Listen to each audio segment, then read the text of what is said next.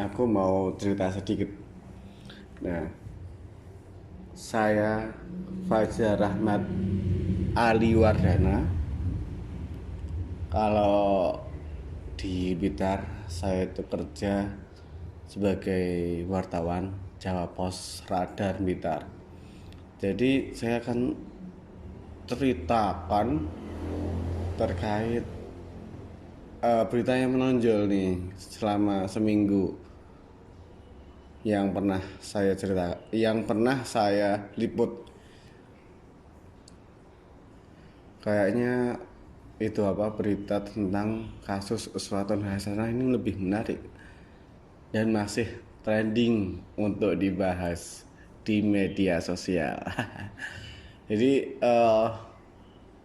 memang pemberitaan Uswatun Hasanah ini atau korban mutilasi yang ditemukan di Ngawi ini gempar di Jawa Timur. Ya iyalah, gempar Jawa Timur.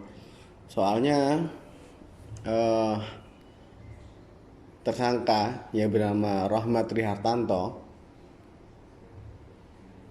menyebarkan beberapa bagian tubuh korban ke daerah-daerah. Yang pertama ditemukan itu tubuh korban itu di Ngawi,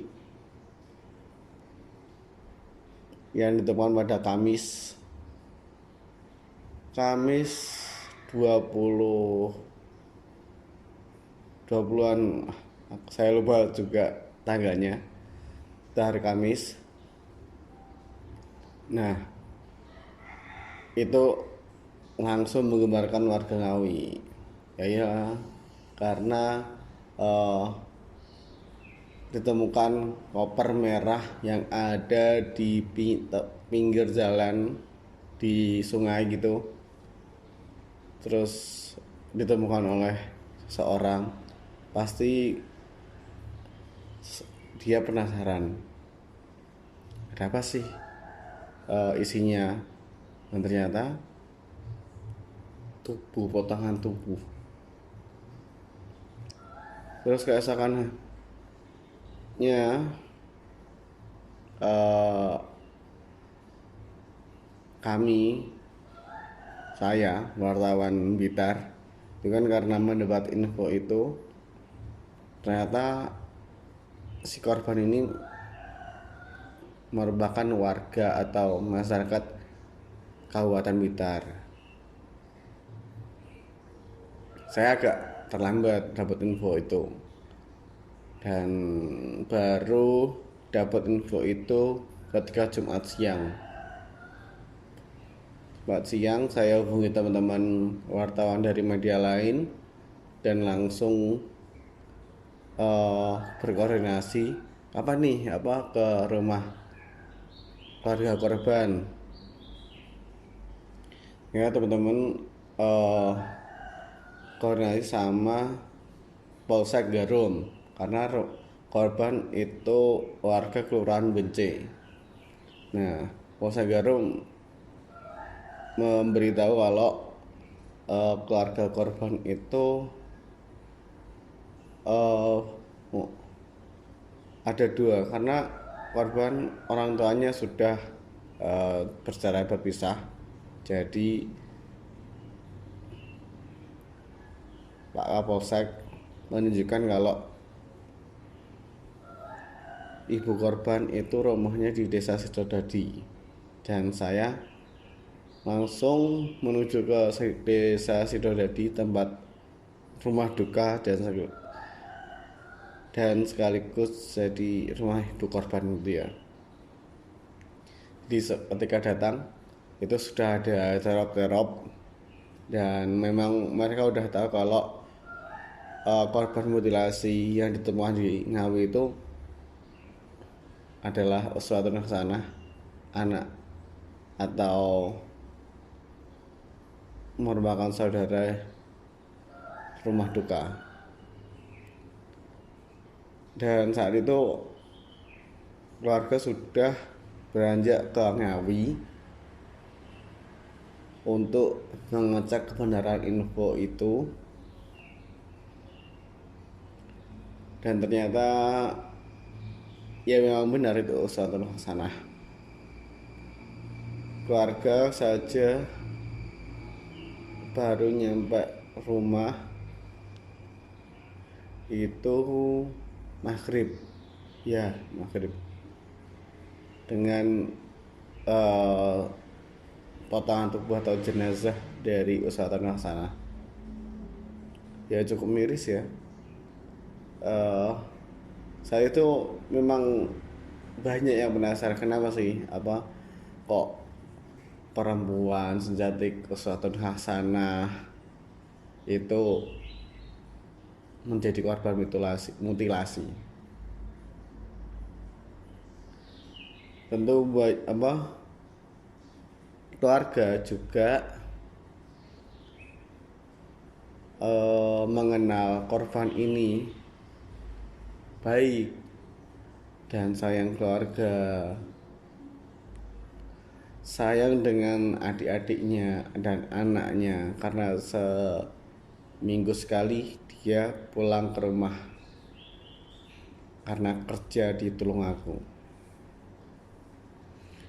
Nah, kan jenazah di malam Jumat ya, potongan tubuhnya itu. Baru keesokan harinya Sabtu tersangka ditangkap oleh Jatanras Polda Jatim. Ini masih panjang nih urutannya, karena memang ketika tersangka ditangkap itu tidak mudah. Tersangka ditangkap itu di Madiun Sabtu malam lah. Setelah tersangka ditangkap, dia memberitahu kalau dia membuang potongan kepalanya ternyata di Ponorogo, di Trenggalek itu potongan kepalanya, dan potongan kaki korban dibuang di Ponorogo arah ke Magetan. Cukup ngeri juga dan merepotkan petugas lah.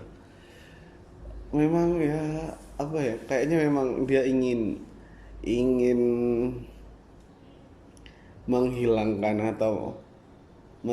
jejak dan membuat petugas itu lama untuk mencari-cari jejaknya gitu. Kalau dari analisis saya itu, setelah ketemu bagian tubuh korban dan lengkap, tidak langsung untuk diberikan kepada keluarga. Polisi harus melakukan otopsi dan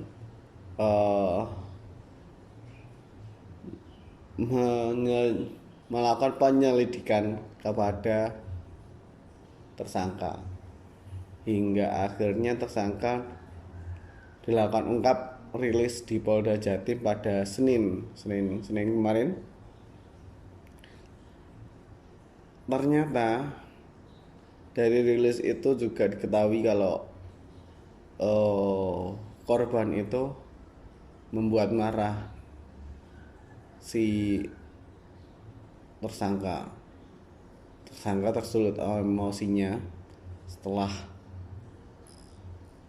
ketemu di hotel dan cekcok.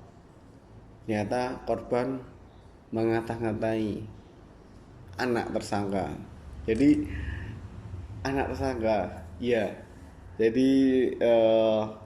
korban ini sudah janda 2 kali, nikah 2 kali, dan tersangka juga memiliki rumah tangga yang ternyata masih utuh.